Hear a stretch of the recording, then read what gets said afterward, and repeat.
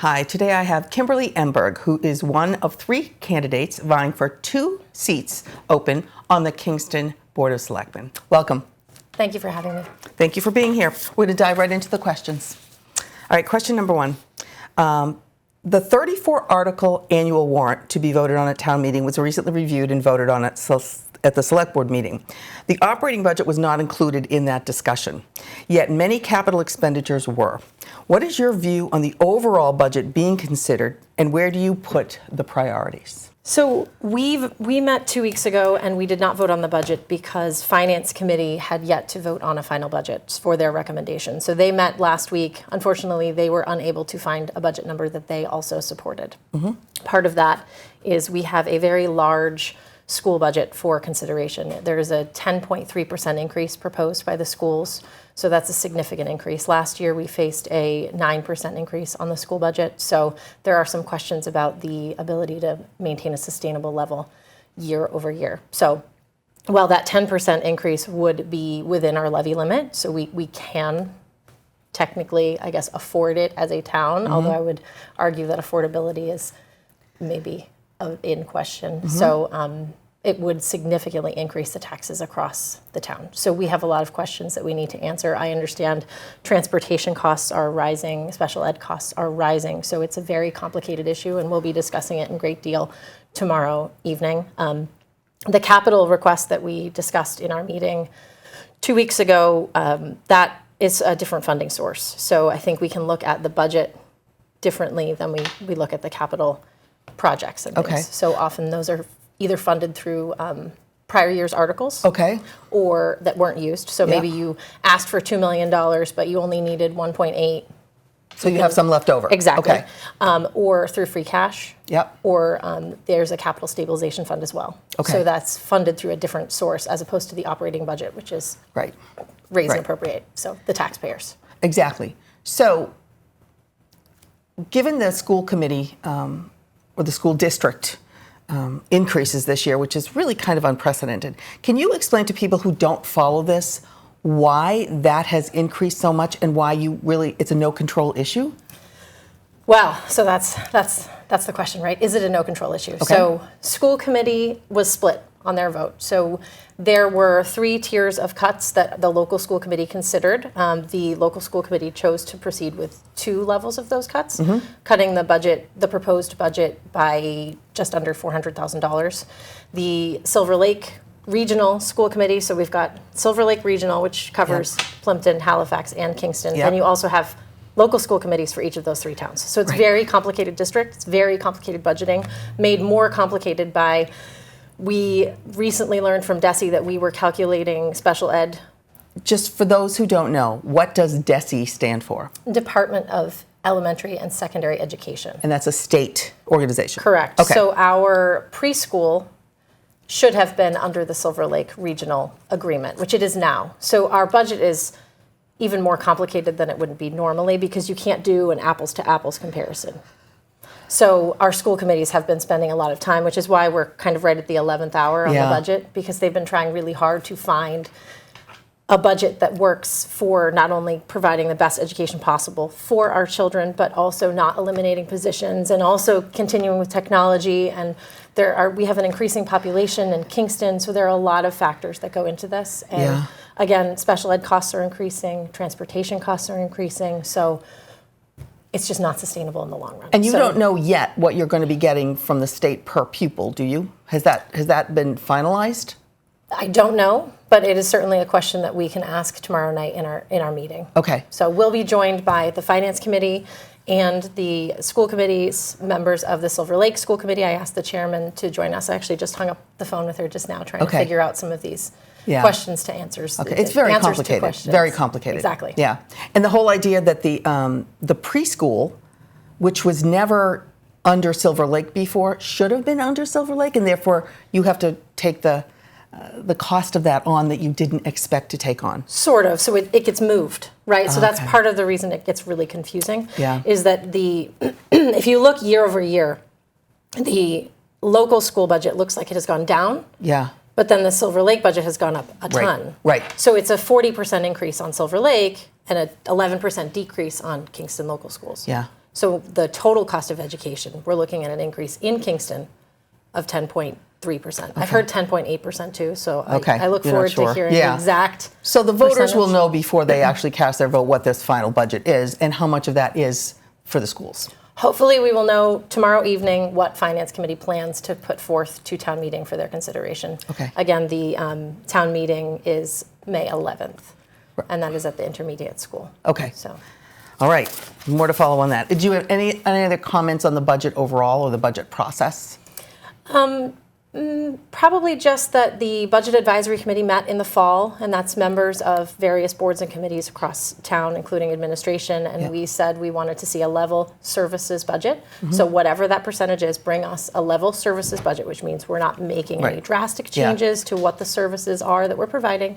Tell us what that looks like. But the Finance Committee chair also asked for a 3% budget. So what does that look like? Give me what a 3% would look like. So what cuts would you have to do to get me to 3%? Okay. So the town side, I don't mean to say it's two sides, but schools are kind of one half of the equation and town is the other half. The town side came in at a 4.3% increase for level services, and we also provided a list of potential cuts that we could make to get to 3% should Finance Committee need that. Okay. I do hesitate on making cuts on the town side, though, with schools coming in at 10.3 or 10.8%. It's hard for me to say to justify. I don't know, a police chief or a fire chief or any of the department heads for that matter, cut your budget. It's very difficult. So it'll be a challenging conversation tomorrow night. And it always is. Okay, my next question, let's talk about the senior population. Every town is experiencing a growth in the senior population, and Kingston's obviously no different. Looking back and looking ahead, how effective are the services offered to seniors, and do you have any thoughts on how services could be expanded or improved in the future? It's been a topic that has come up in recent meetings. So the Director of Elder Affairs in Kingston is proposing that Kingston work toward becoming an age and dementia-friendly community. So that involves first conducting a community survey and seeing what that survey brings forth in terms of the needs, whether that's transportation, housing, and whatnot. That survey itself is a $35,000 ask of free cash. Just to do the survey? Correct. Okay. Which produces recommendations and a report, and it was presented at our last meeting so that we could see what that would give us. Let me just ask, if you do become an age and dementia-friendly community, are there funds available through the state because you have that designation? Yes, that is the way that it was presented to us. Correct. So it does open some doors to potential grant funding and other things. The way that the director described it to us is it's almost like a master plan for the aging population, but also other things too. So handicapped accessible trails, things like that. Transportation, it affects more than just the seniors. We have a very active senior community. We have a lot of programs offered through our senior center. So it's definitely, I mean, I have selectmen office hours at the senior center once a month, so I get to see some of the programs and things going on there. It's really, Do you get a lot of seniors that participate in those office hours? I would say maybe a handful each time. So not the same people. Some people have questions about roads. Some people have, maybe they don't know who to go to for different things. I tend to play air traffic control. Like, this person here, talk to this person. So, give them to the right person to talk to regarding whatever they want to talk about. Now, seniors in all of our towns that we cover here at the local scene obviously have problems with housing. They're on fixed incomes, and the housing prices are crazy. Your taxes go up, everything costs more. Is there any plans? I know you have an accessory dwelling units article. Is how much of that was thought of for the seniors, and talk about what that would mean to seniors if it passed? I think the planning board was not only thinking about the seniors, but also potentially the next generation. So your kid graduating from college, the young people, the in between. So I mean, I don't know about other folks, but I'm in kind of that sandwich where I've got an aging parent, but also children that are maybe going into college and graduating. So we need to be thinking about these other housing options. So the one reservation I have only on that article, and not because I don't support it. I think it's a great initiative. I think we do need it. I think it will help with some of the housing needs in a more, let's say, productive way, as opposed to giant apartment complexes, which I don't think is what Kingston is really looking for right now. These are more, I keep talking about sustainability, but a sustainable option for growth that's sort of more of a natural growth for Kingston. Yep. The problem we have right now is we have a water moratorium, not because we don't want building, but because we are only allowed to take a certain amount of water out of the ground Okay. at a time per the DEP. We need to put in another well in order to access more water. Okay. So right now, the water commissioners also have an article on this town meeting warrant to, unfortunately, pursue eminent domain. So they've pursued it twice already. And for anyone who doesn't understand that, can you just explain what that means? It's essentially taking their land, but buying it for the right price, right? So if there's land that you have identified that a well would be perfect to be placed on, you don't have to, the person has to sell to the town, basically. At fair market value. Right, at fair market value. So in this case, there was someone who was interested in selling this piece of land to the town. Unfortunately, she was sick and passed away. Oh. Her estate is now dealing with Okay. the land, and there is, from what I understand, a sibling dispute about when to sell said land. And so the water commissioners now are pursuing eminent domain because we've been trying for 2 years, Yeah. and now it's to the point where they've kind of hit a stalemate on the family side. So Okay, so getting back to the seniors and housing, it really is dependent upon being able to get more water. I think so. So there is discussion about having them tap into existing lines. So if you were already on water and you want to put this accessory dwelling unit on your property, so there's discussion of expanding the line. I don't know where the water commissioners will land on that, so I look forward to hearing more about their perspective. Okay. And overall, are there more services that you think you should offer to seniors because that population is growing so much, or do you think the town keeps up pretty well? That's a good question. I would say I am open to hearing everyone's ideas. I think anyone who knows me knows that I've given my phone number out to anybody who asks for it. So anyone can call me with ideas. I think we are very open to pursuing the needs. I don't have any strong feelings of we really have a need for this. Okay. But I'm really interested in hearing if people do have ideas that we're not achieving now. Okay, now this is a little bit hard because it's, what do you consider the biggest challenge, the biggest challenge to the town of Kingston, and what aspect of the municipality do you think is handled really well? So the biggest challenge, limiting to one, that's interesting. So I've already talked about the school budget, so I don't have to talk about that. And I've already talked about water, so I don't have to talk about that. I think another one of the biggest challenges we face are the unfunded mandates coming from the state, to be honest. So from 40Bs to the MBTA zoning to, what was the third one I was thinking of the other day? Oh, how about emergency shelters? So there are financial implications to the towns on which have hotels that are being used by the state. So whether it come from hotel tax or some implications on the schools. Right. So there are a lot of costs associated with these initiatives that I guess I wish the local municipalities had more input before these laws go into place. Right, so a mandate is something you have to do. An unfunded mandate is something you have to do, but you have to find a way to pay for it yourself. Right. Even though the state is the one that's saying you have to do this. Right. Okay, how long has that been going on? Well, so 40Bs went into place in 1969. Yeah, 40Bs I know have been going on a long time. And I know that they've tried to repeal it a couple of times, and that's affordable housing. Affordable. Okay, I was going to say we're back to that affordable definition again. Yeah. Unfortunately, I don't think it works to bring reasonable amounts of affordable housing to communities. So unfortunately, 40Bs sidestep local regulations in a way that we as communities lose a lot of control over our zoning and how our communities look and feel in terms of what kinds of buildings and developments we want. Right. So we have zoning, but 40B sidesteps that zoning. So because that's by law it can. Correct. Okay. And that's a state initiative. And so the town has to have up to 10% of its housing has to be deemed affordable in order to avoid. Right, to qualify for safe harbor. Right, and that way. But they can also tell you that you don't qualify even if you make that 10%. So there's. Okay. It's a complicated issue. Okay. And it does have a large impact on all of the communities in Massachusetts. Yeah. And I guess with all of these, my main point, I think, is there's no one-size-fits-all solution to things like housing. Cambridge might work for one thing, but Kingston and Cambridge are very different things. Right. So we're all sort of unique individuals as people. We're unique as municipalities as well. So it's just, I wish we had more input before these laws go into place, including the MBTA zoning. So Talk about that. Now, you do have a MBTA station in Kingston. We do. And so what is this zoning law requiring you to do? So the way that it's now been rolled out with the instructions associated with the law, because the law itself, what was written is very short, but the sort of directive that went along with it was much longer and much more specific. Okay. We in Kingston are very lucky because we already had apartments at the mall, which was That went up close recently. to the train station. Okay. So those qualify?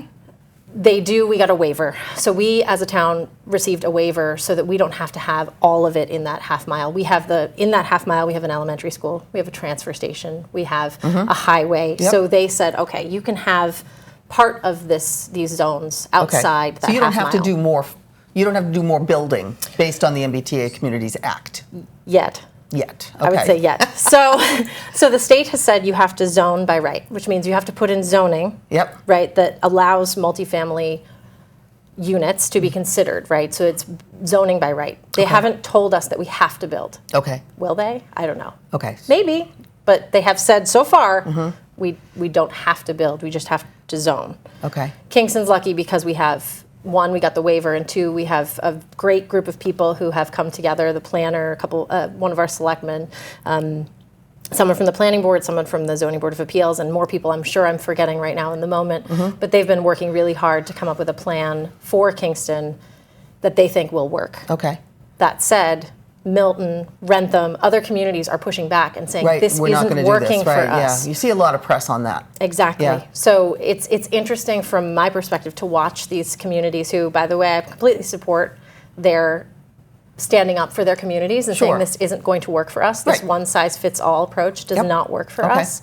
However, Kingston doesn't have to push back just because it's something that it can fit where they're talking about. Okay. For so us. you're kind of lucky in a way. Very lucky. Okay. Now, getting back to a statement you said about you wish the state would almost talk to you before they came up with these mandates that are unfunded.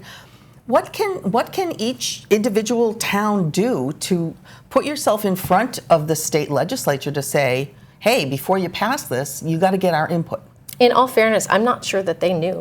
And this one in particular, the MBTA, I'm not sure that they knew that this is where it was all going to land. Who's they? The legislature. So for our state rep is Kathy Lenatra. So I don't know if they realized how far-reaching this would be. So I guess the ask now is to push back a bit. So even now, ahead. even now, push back a bit. So it's already in place. Is there anything we can do now to make it more customizable? Yeah, down the road.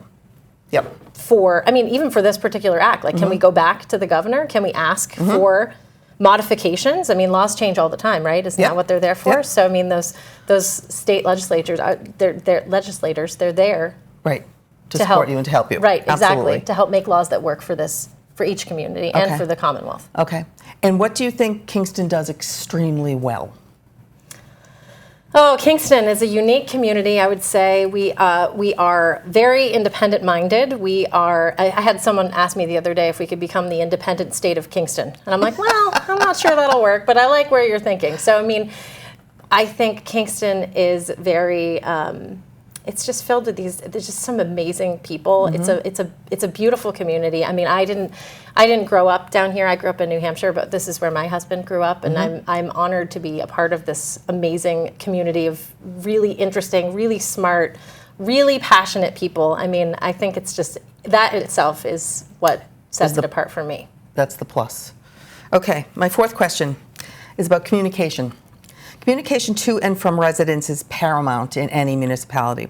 With a lack of local papers, the time constraints of keeping websites updated, and the often opinion versus facts messaging in social media, how would you improve overall communication between the town and all the residents? Well, I think we have made huge improvements over the last 4 years. So I joined the board in 2020 in a time that was fairly chaotic. There was a lot going on. And since then, we have reopened Open Forum.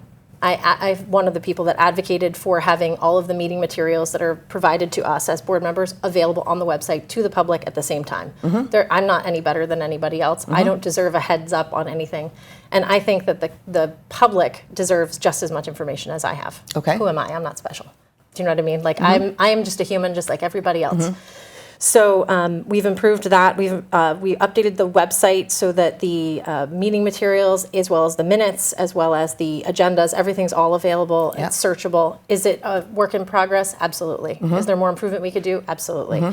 But we encourage public participation in our meetings. So it's a funny example. I came here when we first were using Zoom, Yep. and there was some hesitation on moving to Zoom regular versus Zoom webinar. Yep. So Zoom webinar limits what people can see. So you can't see who else is on the meeting. Yep. And I had spoke with you folks saying, that's fine. If they were in my room, in the meeting room, everyone would see who everybody was. Right. So why should Zoom be any different? So I think in the last 3 years, I've served as chairman. I think I hopefully have set an example of the importance of availability, the importance of, really making yourself available as the representative to the public. Right. And I think our board and other boards and committees throughout the town have followed that example of opening up communication, sharing information. We have a public records access now available on the website, so you don't have to go through an email address. Right. So you're saying that your website is really so much more robust than it was before, and the information is there. So almost everybody knows how to at least find a website. A lot of people aren't on social media. Or who to contact if Or they who have to contact. questions. Okay. Yes. We do have a town Facebook page, but I'm not sure how much people are looking at that. Right. There's probably 12 Facebook pages for Kingston, so it's hard to find information that way. Sure. But hopefully, with time, people know who to go to or how to get it. And like I said before, I tend to direct people. I tend to be air traffic control, and I think with communication, you have to lead by example. Okay. Sounds good. All right. So we're going to give you the opportunity to speak directly to the constituents. Over the last 4 years, it has been an honor to serve as your representative on the Board of Selectmen. And over the last 3 years, serving as chairman, I have gained so much experience, not only working with you, the residents, also the department heads, the employees, and the public. We have worked very hard to make sure that we try to represent all of the opinions and thoughts within the community, and I hope and would encourage that if you feel like your voice isn't being heard, please come to our meetings and please speak up. We have remained focused on communication and community involvement. We have new people serving on boards and committees and commissions who've never served in any government capacity at all, and I encourage, if you are concerned, if you have questions, please raise your hand. We encourage your involvement and would love to hear from you.